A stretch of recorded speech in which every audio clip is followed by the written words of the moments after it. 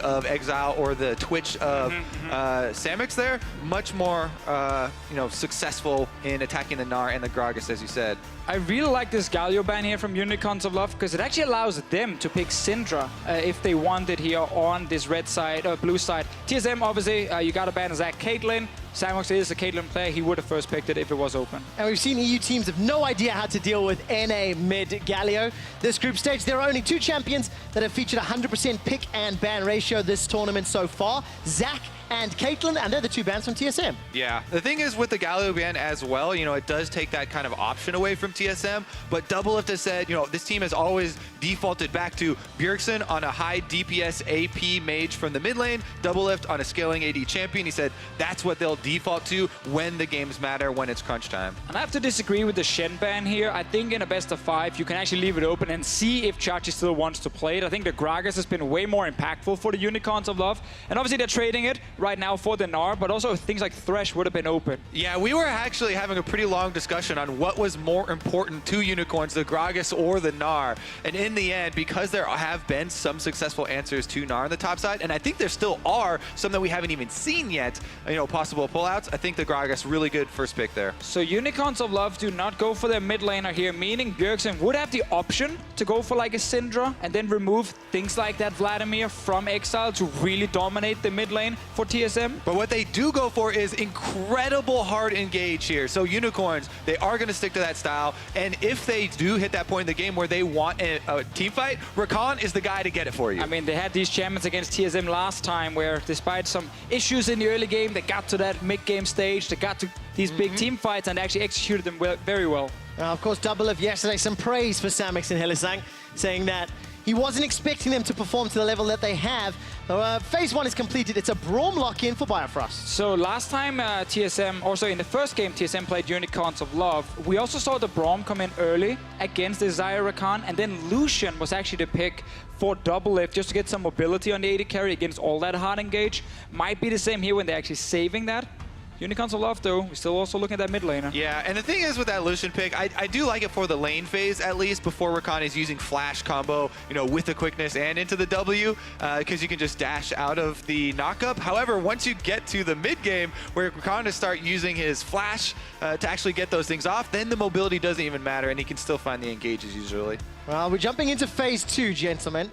Top lane is already locked in for Hauntzer, so Xerxe, Galio's banned away, Gnar's picked. He's run Irelia once this tournament, and we'll have to see what else he decides to play and whether he's going to do something a bit interesting. Yeah, and the problem with those interesting, answers, almost all of the, 1v1 winning champions for Gnar in the top side or matchups into Gnar don't perform very well in the team fights. And Gnar still performs in the team fights even against, if he lost the lane to something like an Irelia or a Riven. TSM actually banned Syndra on their own. Now, Exileh in the past used to play her, but he wasn't like a huge, famous Syndra player in Europe. He was always much more about the Vladimirs and the Kha'Zix.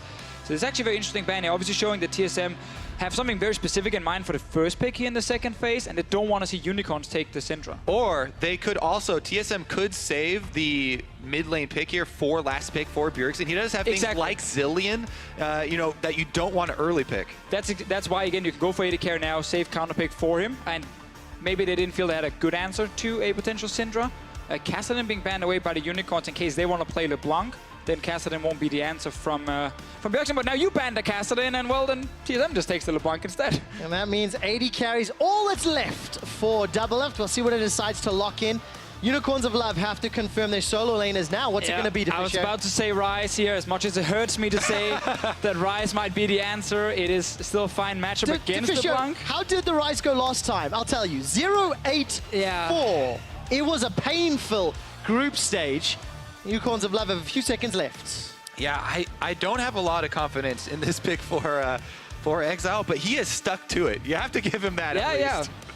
He's committing. So top lane we're looking at right now for Xerxe, or of course jungle, you can still put the Gragas top, and that seems to be what Unicorns wants to do here. This also means now you have a jungler that's not really going to help Exileh too much in the mid lane. So if he's under pressure against a LeBlanc Kha'Zix, he's kind of left alone. But I see scaling, I see team fight, I see quintessential unicorns. Yeah, it kind of is there. The scaling thing has me a little bit worried, just because maybe on the damage side, it won't quite be there as much. But the Ivern does bring so much protection that the Xayah, at least win that matchup, should probably be fine.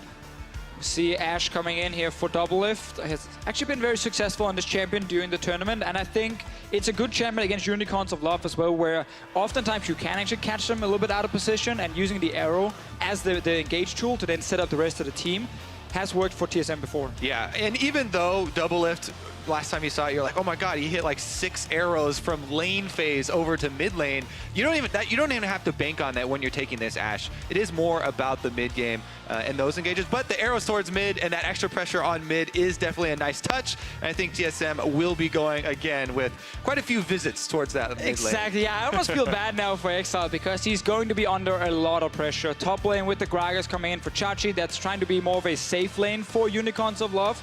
And the Ivern, it is a bit hard for him to set up the same kind of camp we can see from other junglers. Exactly. The Ivern, his protection around mid lane would be much more coming in to shield and, you know, get vision, not really about turning around any sort of pressure. So even if Xerxe, you know, does kind of hover around that mid lane, they're going to have their hands full.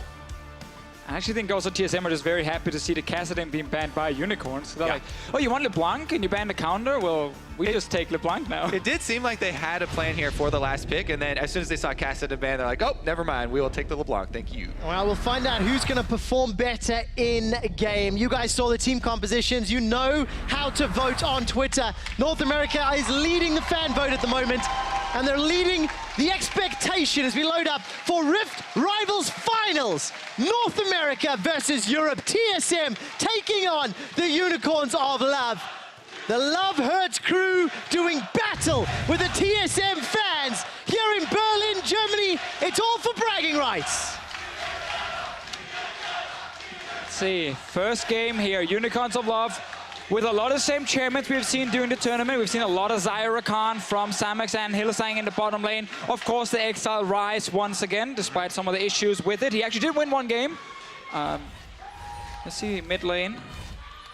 They're all spamming recall. Kha'Zix, though, checking first. I really do like, especially when you have Ivern, you know, after the nerfs, if you're having that champion on your team going for these early invades to get some wards down, because especially against someone like Kha'Zix who can get early kills on Ivern if you mess up your route, if you go for one of these invades, the low health that Ivern actually gets now because the channeling camps take so much more can be dangerous in these isolated situations. And Svenskeren, as we already saw yesterday, you know, had a very successful game on Kha'Zix when snowballing. Yeah, that's what he's going to try to do this game. If anybody wants to check out Freak, Xpecial, and Sven, taking a look at the bot lane specifically.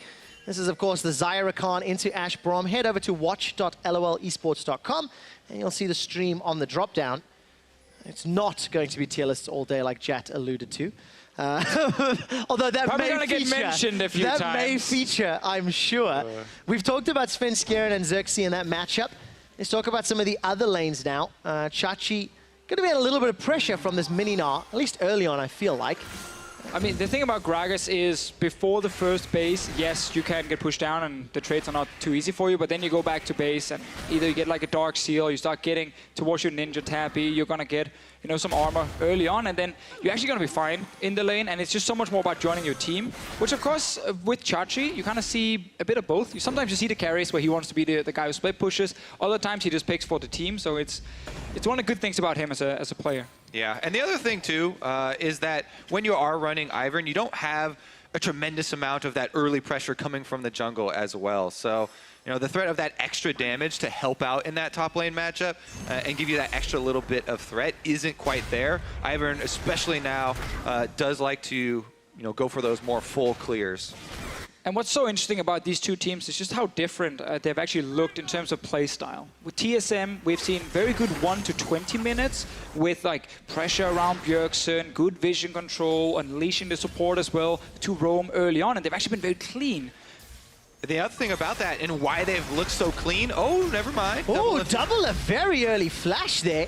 did not want to get caught up by the entrance. Maybe scared that Xerxe could have been down there, otherwise you normally wouldn't flash. Yeah, I was about to say, the other reason, you know, why they have looked so clean is because they have really done a good job at quickly identifying their points of the map where they have an advantage, and then accentuating that, sending jungle pressure down there, sending roams down there from other people. But DoubleLift there, you could tell, respecting that they had zero vision and the possibility that Ivern could have been there. Funny enough, though, with the Unicorns of Love and their playstyle, we don't normally see them snowball the laning phase. We don't normally see Xerxe just spam ganking. We've actually only seen it on like Rek'Sai specifically, a champion he's not used this tournament. So it's been, of course, much more about late game team fighting. They tend to fall behind and then they have to claw their way back in and hope that the enemy team maybe doesn't set up a Baron properly or they push the mid lane too many times. Well, let's see whether or not UOL can stay even instead of losing the early game. They've got a couple of challenges ahead of them if they want to make that happen.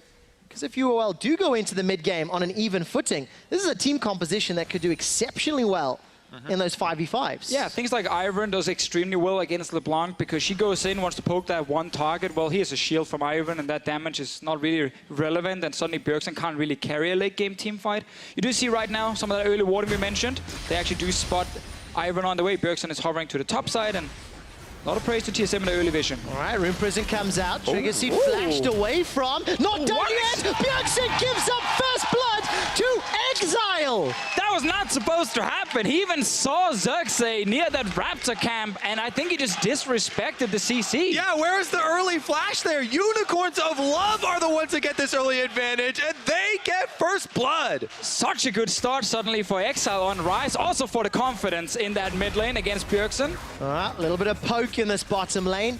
Nothing really follows after. But even like Bjergsen could just walk towards the top lane and he would have been fine too. Yeah, we saw completely different reactions. DoubleLift in the previous, move down bottom, very quick with his flash, respecting the fact that Ivern could have been there. But here, Bjergsen, he gets hit with the Rune Prison, and even though he flashes away after that, no go there, goes down. And he's going to be mad about that one, knowing how easily he could actually survive. Xerxe will find Svenskeren, or maybe the other way around, but he's one level down currently on the Ivern. Svenskeren's still waiting around. He didn't get spotted. We'll find out how well they handle themselves as TSM still even on gold. Not a big difference in that first blood yet. UOL need to try snowball that. See if they can punish those flashless targets of TSM again. I mean, definitely an option. Otherwise, again, if you are Unicorns, you're happy just staying even right now and just continue scaling with the Ivern. You didn't have to use any summoners before from your mid laner. Only Xerxe used his flash. So Exileh is still safe, like barrier and flash available. I want to talk a little bit more about this matchup, Exileh and Bjergsen. Let's take a look at their CSD, jungle proximity, and we've talked a lot about Exileh this tournament, but as it stands, it's really been Bjergsen heavily favored. You can see some of those stats on your screen. The biggest problem for Exileh is those isolated deaths. He keeps getting ganked and shut down alone. And he's not isolated anymore. That was the big change, right, that Unicorns made. And we saw it yesterday as well. Xerxe made a lot of counter ganks yesterday.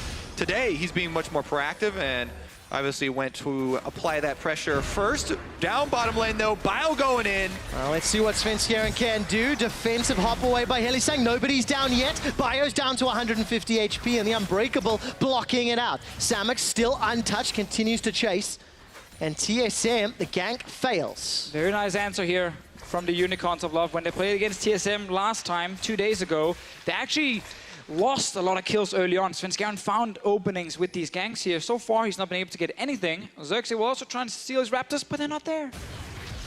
It's okay. Get a ward down. That's almost as good as stealing them. Get that extra vision. Almost as good.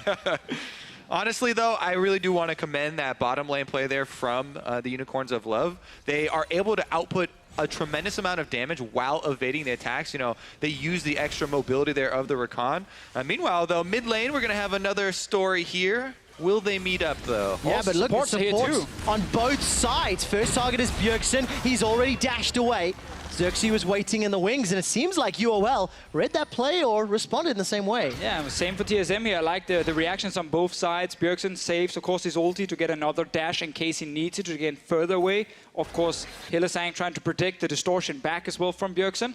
No one dies in the end. Lane swap from Unicorns. And this is the difference, aftermath, right? After that mid lane play. So often, actually multiple European teams have been going for this super early lane swap to try and push down this turret. The North American answer has been to send send support up there to try and help out with the defense, but Bio's on the bottom side, so it's not going to be the case here. All right, Hauntzer gets knocked up into the air. Svenskeren's around for support. Hilly's busy tanking. Great barrel from Vizicsacsi, but the damage is coming down from Samux. He tanks the tower. Taste the Fear comes out. Svenskeren gets it back.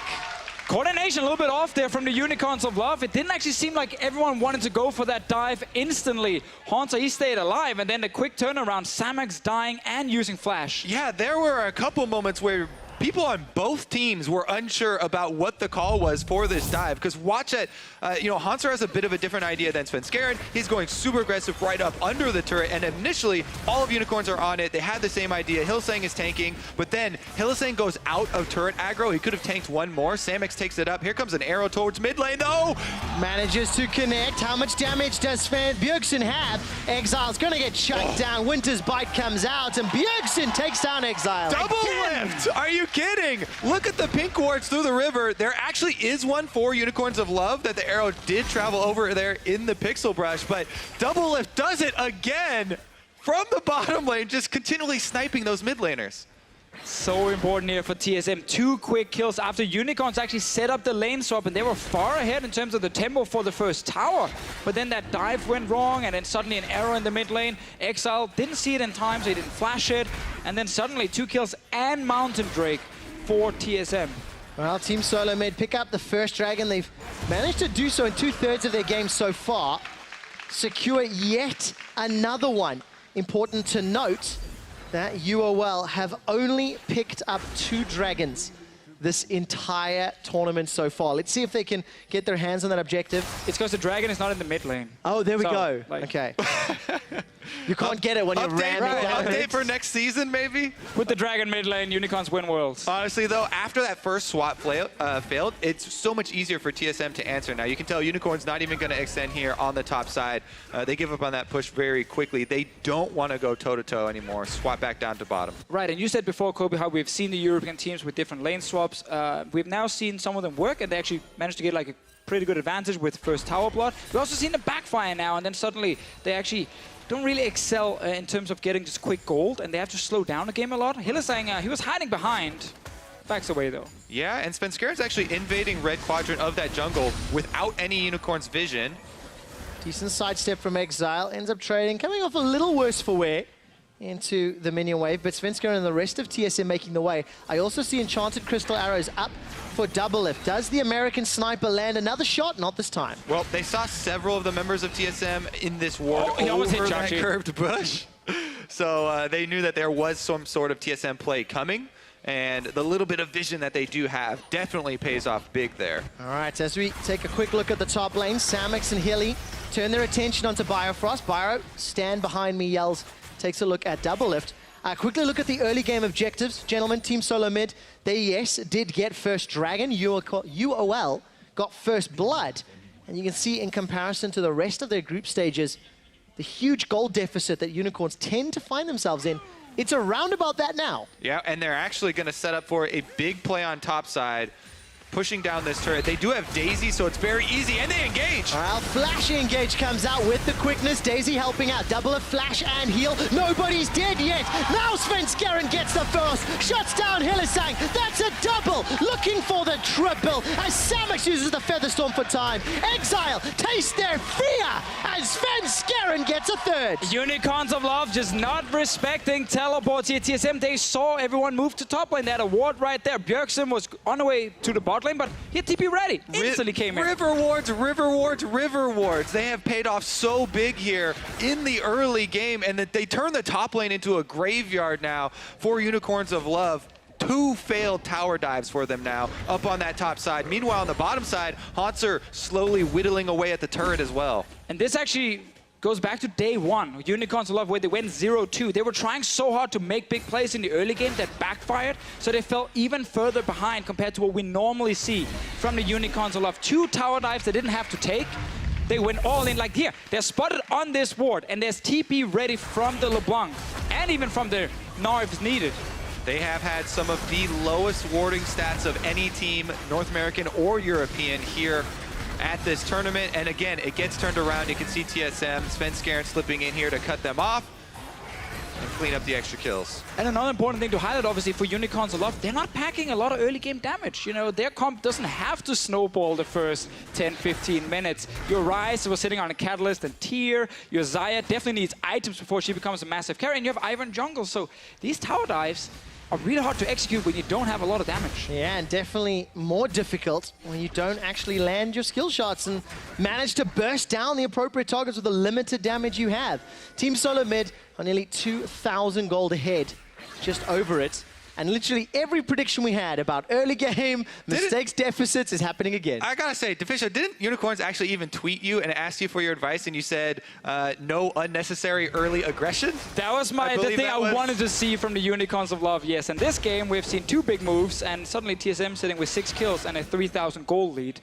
This is why we normally don't want to see Unicorns of Love make the early aggression. Well, now TSM do have the Rift Herald buff. They've got a 4-0 Kha'Zix. Svenskeren setting up to snowball, similar to yesterday, and they're going for the blue invade. All right, Xerxe manages to tag blue buff, smites it down. Xerxe gets caught by the Enchanted Crystal Arrow, and Exile's here to fight. 4 members of Team Solomid making their way down. Interrupt on the Realm Warp means Exile cannot escape. That's a first for DoubleLift. The rest of TSM continue to chase. Somehow Hauntzer's gone down in the bottom lane. Now we continue in the top. DoubleLift gets tagged by the Featherstorm, but too many members means TSM trade 1 for 2. Yeah, get 2 kills up here. They're feeling very confident. They can just keep fighting. Gunblade ready on Bjergsen. Svenskeren sitting with 4-0-3 on this Kha'Zix. Chachi, though, getting some damage on bot lane tower. And Chachi has been, you know, a real bright spot for Unicorns of Love, continually performing. We're going to get the replay of the top side, though, that we just saw the engage here. Arrow did come down, as you said, and the redemption for TSM actually buys some time for them to get off the rest of those Braum passive procs. And Samux not able to join until now, so TSM knew we have 4v3. They already pushed that top lane first. It was just a very well-coordinated play.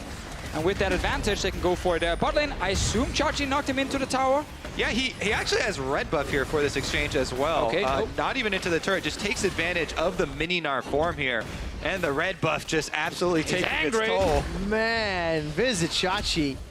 Well, remember the last 2 times these two faced off, Vizicsacsi got the early lead in game 1, and it was kind of replied in kind by Hauntzer in game number 2.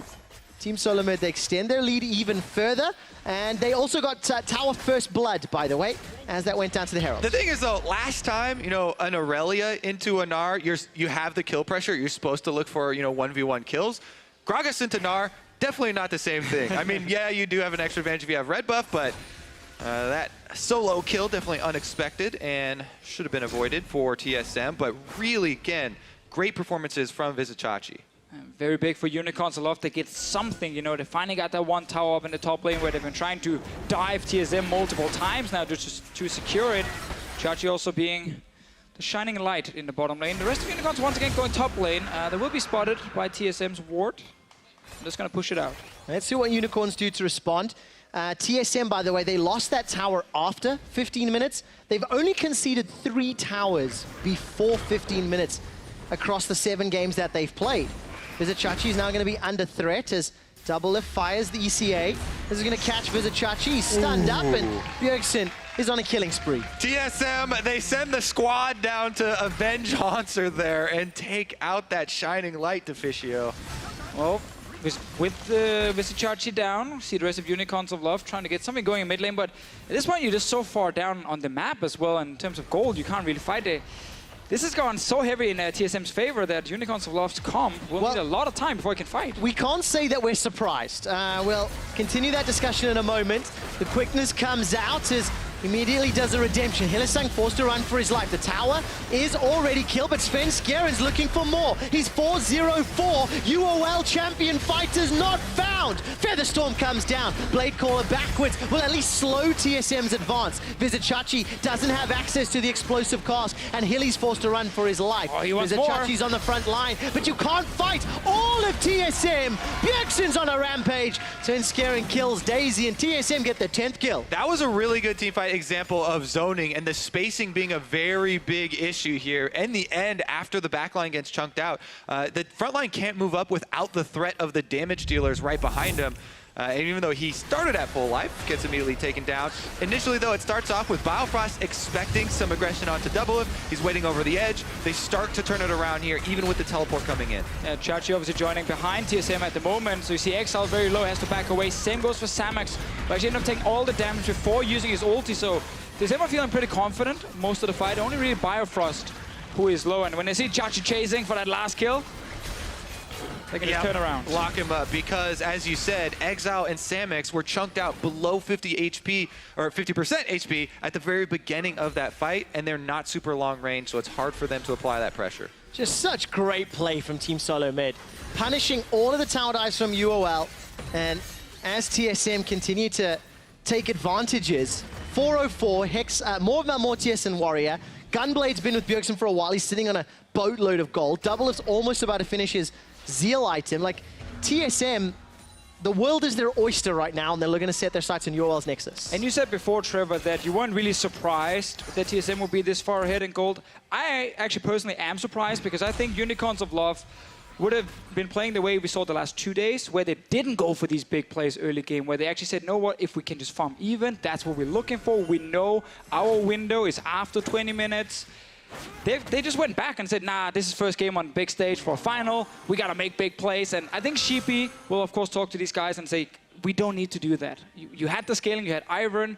No need to go for these unnecessary risks. Just play it much slower, and it's going to be fine. So what best of fives are all about, refocusing in the face of adversity after you have, slipped up, let's call it right now. There's a lot of notes on Sheepy's notepad right now. There's a big slip up on the UOL side as we get to 20 minutes, guys. 8,000 gold. And now TSM, a lot of tools to try and pull ahead. Bjergsen, no flash. Distortion comes out and manages to get the Mimic as well. But for TSM, it feels like this team composition with this significant lead should be able to just break open UOL's base, play the map a little bit more. It took a long time yesterday against G2, but I'm not expecting the same today. Yeah, and kind of another reason why it does feel this way, and you had this feeling of it coming into it a little bit, is this has really been TSM's tournament. Yeah. You know, they only dropped one single game the entire time so far here, and they are definitely not looking to do so in the best of 5 either. And that's kind of the thing. We've seen so many good things from them. Drafting has been solid, many different comms. Early game, as we talked about earlier, with the vision and the pressure around Bjergsen, been on point. And they've been able to rely on multiple members to perform as well. Like, look at the bottom lane, both DoubleLift and Biofrost been the best AD carry and best support at this tournament. And once again, they're doing really well. Yeah, basically unchallenged. The 5th tower of UOL fell. And TSM going to keep backing away. Just taking control of everything, stealing away UOL's jungle. Got a decent amount of vision in that left-hand quadrant. It's very early for Baron, but they can start baiting. And there you go. Worst gold difference at 20 minutes, Ooh. minus 8,000 gold. Yeah, this is definitely a rough one. This is a warm-up game, right? I do I do like to play the difficult game of always looking at from the team that's behind, looking at from UOL's perspective right now and trying to figure out, that avenue back into it. As even Xerxe tweeted out himself, quite a while ago, that's been getting retweeted and popularized. They always default to when they are unsure of what to do, head towards the mid lane, use their long range engage, and hope that the other team is spread out, hope that they find them in a numbers advantage. But even that right now, with all the wards of TSM and the gold lead they have, is very difficult to pull off. And Kobe, you talked about wards a little bit earlier and how UOL weren't using theirs super effectively. Warding in UOL, well, warding in Europe has been a bit messy, but let's look at UOL more specifically. And Deficio, what do you make of these vision stats? Typical, I call it out, as a fight breaks out. Enchanted Crystal Arrow tags under Samux. He's dropped to 50% HP. Bjergsen chunks down Hilly but doesn't get the kill.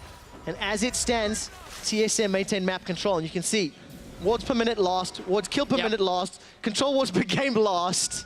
And this has actually been the same for Unicorns of Love in multiple years now. It's just been a way they're kind of playing the game where it is so focused on engaging for team fights more than that slow setup where you push all 3 lanes, to slow pushing minions. Everyone on Twitter, they're looking at the minimap saying it's fantastic. No, for Unicorns of Love, it's much more about just instantly find the engage. And that actually means you don't play around vision a whole lot. And obviously there's a lot of issues with that, but there's also been positives where they surprise a lot of teams with how fast they can start a team fight and suddenly win through that. In this game, though, it wasn't really about vision or lacking vision on their side. It was actually them just obviously taking the wrong fights with their scaling comp. And I think that the vision leads to taking wrong fights, though. So they come. I mean, they're diving a tower. Yeah. It was like, the TSM saw them coming. Right now, they're not diving anything. No, they're not. The blast code still doesn't save Hylissang. He manages to jump away. Ooh. The Realm Warp delivers Exileh and Hilly to safety, but with Samux down, Baron becomes the objective with double mountains.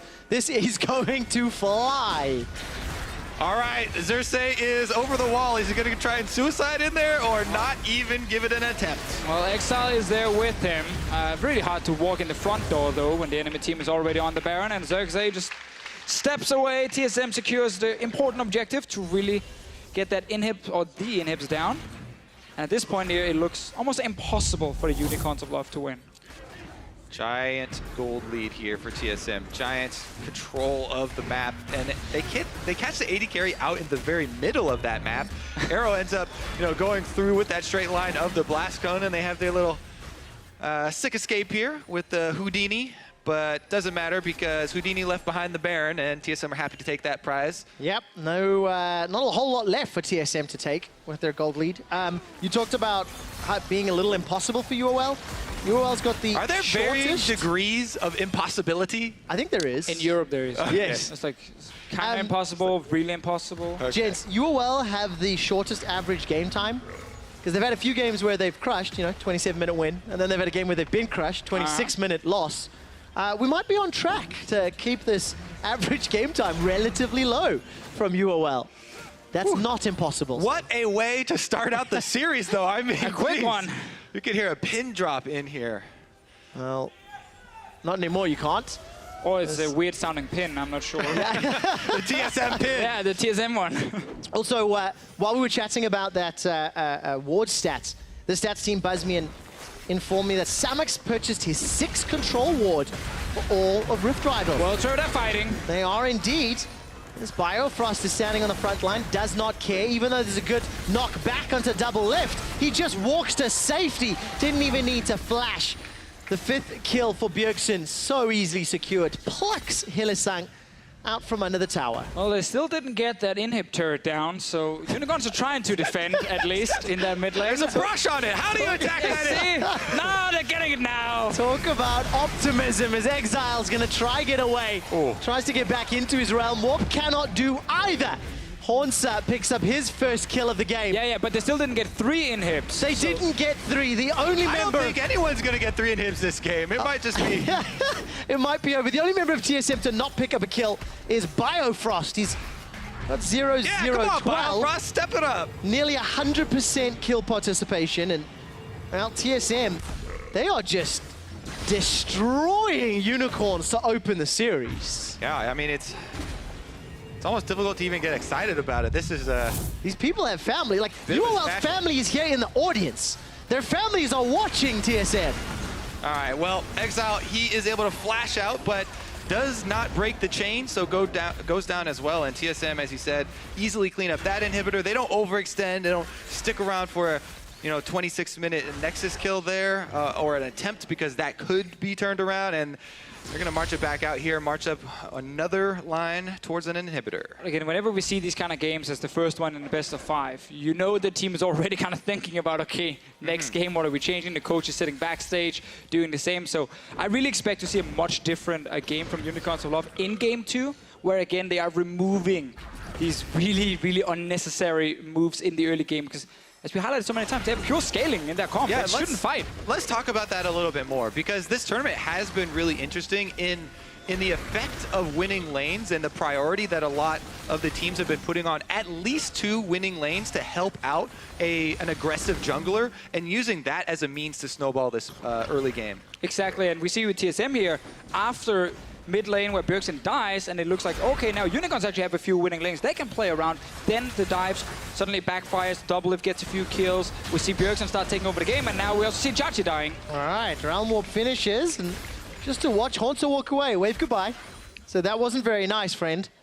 And Hauntzer and Bjergsen take down Vizicsacsi. 14 kills to 2, 55,000 to 39,500. And yes, Svenskeren gets tagged and chunked, and he's able to flash away to safety. Enchanted Crystal Arrow hits the most important target in the fight, Samux. While that happens, Exile's chunked down. Daisy gets a knockup though at least, and this could be some kills back. Shut down onto DoubleLift.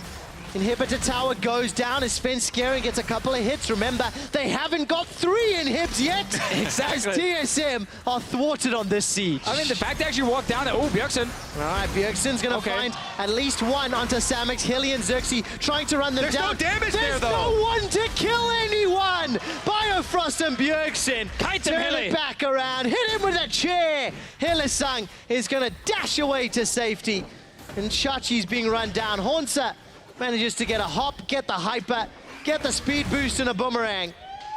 As Hilly goes down in the background, that weird sounding pin was making noises again as TSM are just padding their stats. Keep running, Chachi. Get all the plants as well. I saw the video. Take them away from them. I saw the video yesterday. TSM were not dancing under the nexus of G2. They were waiting for Trick to kill Biofrost. Now it's the other way around. TSM are waiting to kill as many UOL members as possible. He died in the end. That flash. That flash. TSM will get their second inhib. Or what you're telling me is, no. Oh no, inhibitor secured. So we live to fight another day. Unicorns just need to do this for another 20 minutes, and then they're right back in the game. Well, there's no Anivia for wave clear here. And TSM have got the entire map under their control. If they really need another Baron, it's up in a minute, and they can pick that one up. But TSM can't farm any super minions. Oh. Unicorns can. Oh, advantage Unicorns of Love. No, not really. I tried to deliver that as empathetically as I could. I'm glad you tried.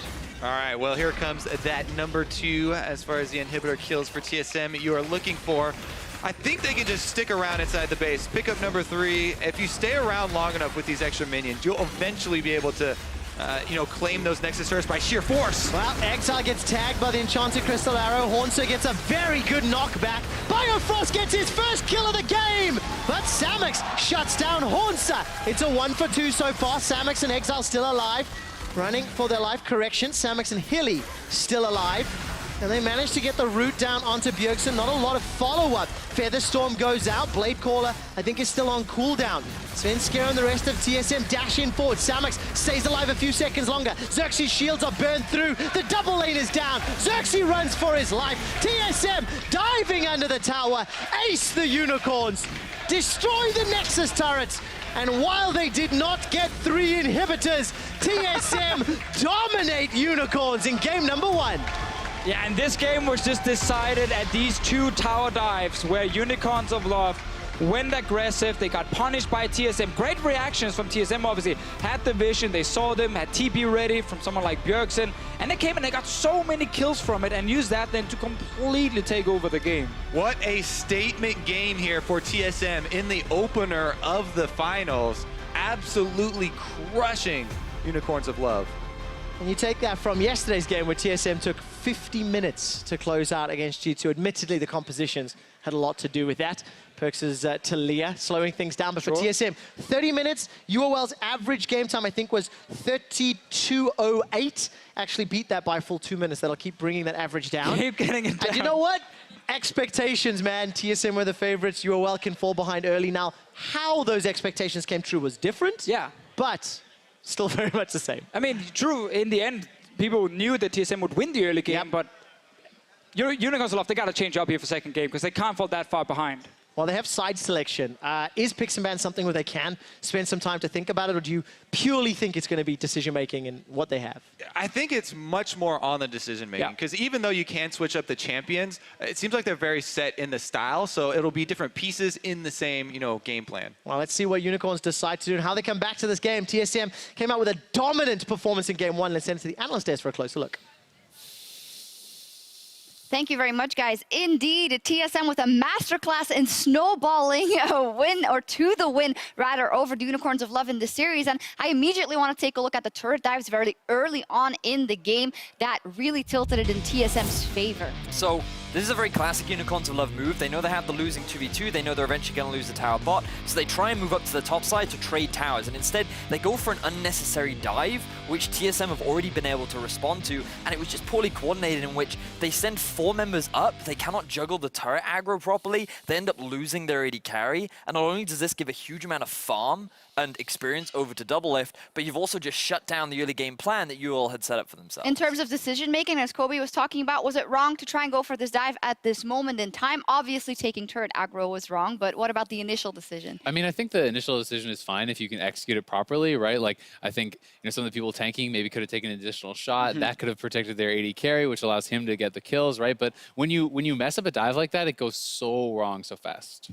Yeah, the next dive is one that was not the right decision. Not the right decision, and maybe also not the right execution. A very good counterplay by TSM. What makes the difference here? Biofrost makes a difference in this one. He plays it so well with Braum, spacing himself from DoubleLift, using his shield at exactly the right time, and that buys the time for Bjergsen to teleport in the turret and Svenskeren to come from the back end, making it a 4v4 under TSM's turret, which they easily win. And I think Biofrost actually can be easily overlooked in this game. Like, I actually think he carried a lot of the fights in this game. He used his shield so incredibly well, and even just the little thing of spreading out to actually not get CC'd by the Rakan coming in, so he can use his shield at the perfect time, delays so much on that turret dive. And throughout the whole game, like, he was always able to find the correct positioning, protect his carries, and I think Biofrost actually played incredibly well. And I want to also pay homage to how well TSM were always respecting the plays that Unicorns of Love were trying to make, because it felt like every single time one teleport of the two was always coming in at just the right time. Svenskeren was always in position to answer any kind of play that the Unicorns of Love were trying to make. And I just feel like that this time round, TSM, they stole the playbook from the Unicorns of Love. They're like, oh, okay, at this point in the game, they're going to do this. All we have to do is this. And they answered it every time. Yeah, they counterplayed really, really well. How much in these dives did the underwarding by Unicorns of Love also do them a very high disservice? Yeah, I mean, that's always the case, but generally if you're sending the whole team to a spot, you're hoping that you're at least going to be able to win the fight, and I think that's a lot of how Unicorns plays, but I felt TSM was just very organized and communicated very well in this game. Like, they were incredibly ready for the engages. Like, the swiftness in which Biofrost Braum would always jump in as soon as the Rakan engage came in was incredibly fast, and it never really let UOL get the jump on a fight. And I want to emphasize the fact that with UOL's composition, like, the lane swap makes sense, right? Because if they're already going to lose their bot lane tower eventually, and they have Gragas in a losing matchup too, the best thing to do is just open up the map, so then it's easier to scale up with the composition. They have a comp that is about team fighting, something that they're well known for, and something that was highlighted a lot in the cast is the fact that they tried to be too proactive in the early game when they just didn't need to, and that is exactly where TSM were able to effectively shut them down. And sprinkled throughout the entire game, someone we cannot undervalue either, the arrows by DoubleLift. We're going to take a look at a montage brought to you by Acer, because this has been so consistent throughout the entire tournament on this Ashe. I don't know if this is ban-worthy, would you say, or pick away, but it has such a big influence on these games. I mean, it really does, but the fact of the matter is TSM has shown proficiency on so many different champions now. Like, how can you justify, banning away the Ashe when then you then maybe can't ban Caitlyn and things like that? He's just been playing incredibly well, period.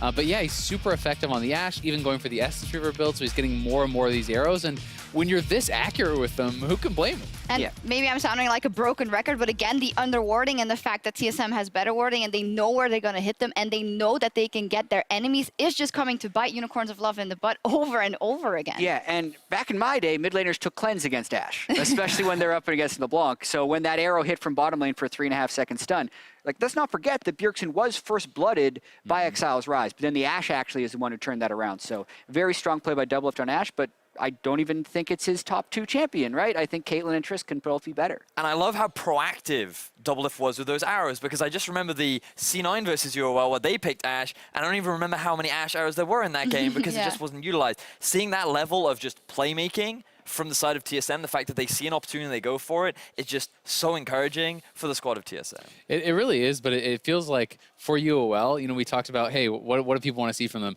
playing slowly, scaling up, going for team fights, and it felt like they had been moving towards that in the later stage of the group stages. You know, for Exileh, hey, like you don't have to do anything crazy. Go down a little bit of CS, lose gracefully, and then you can be effective in your strength. But it feels like they threw that completely out the window and went the other way, and it completely backfired. I think that's a great point because through the group stage, we saw them growing from day 1 to 2 to 3 and getting more slower. And this is kind of a new page, a blank page, a fresh best of 5. They're excited and they pull the trigger all the time. So is it just as simple as tell them, hey, don't make that second dive when that first one failed and wait it out? Or is that something in the identity of the Unicorns that cannot be kind of remedied in this matchup? I will say that for the Unicorns, they are very receptive to feedback. When their coach, Sheepy, says to them, okay, guys, you really need to slow down, they are a team that will take that on board and they recognize it. And we saw the amount of growth that they made from day 1 to day 2. So I do feel confident that they will be able to adapt in this best of 5 series, but I still feel that TSM will continue to adapt as well. And seeing as they've already got UOL's number,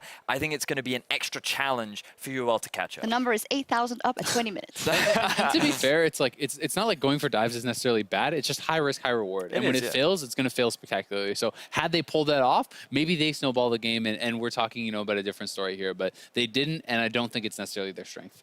Oh, super impressive from the side of TSM. They got first blood here in this series. We'll see if the Unicorns of Love can strike back when we return. Top side and